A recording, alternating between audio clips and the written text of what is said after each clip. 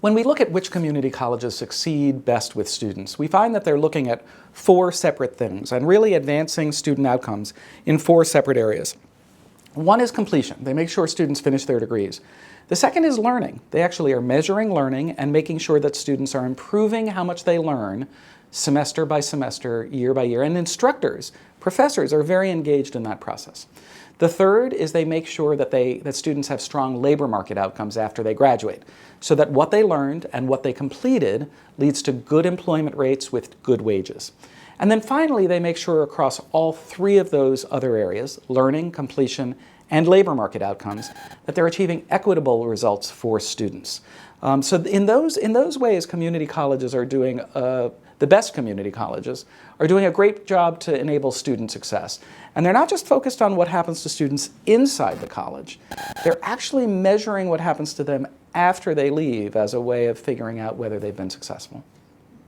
So one of the areas that exceptional community colleges stood out the most is in pursuing strong learning outcomes for students. This really is the core business of colleges, which is to educate students in ways that are meaningful and that are rigorous and that lead to strong student learning.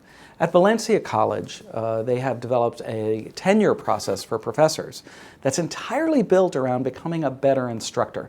So professors, when they start the tenure process in their first semester, will come up with a plan for themselves. How am I going to become a better instructor, specifically against the 6 competencies that all professors at Valencia have agreed lead to great instruction?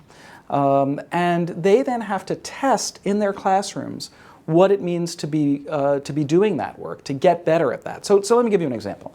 There's a chemistry professor who sticks out in my mind when we visited Valencia, who knew that their students in organic chemistry weren't getting 1 2-week module of material, that they weren't learning it consistently year after year. So she decided that she was going to try a hands-on way of teaching that module in one of her sections and stick with the old way of teaching that module in another section.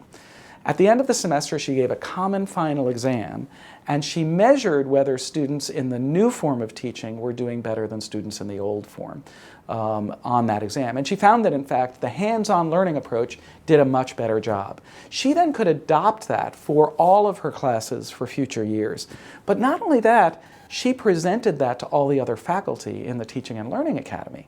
So they got to learn about an experiment that somebody engaged in that didn't rely on students getting to be better at what they did, didn't blame the student for failure, but recognized that professors could do something about it. And what's happened at Valencia, as more than 2/3 of the professors have gone through this process, is there's an excitement. Professors really love getting to be better professors. They love experimenting in their classroom, and they love sharing what they've learned about how to improve student success with one another. And in fact, you see the results at Valencia every day in their graduation rates and in the amount students are learning.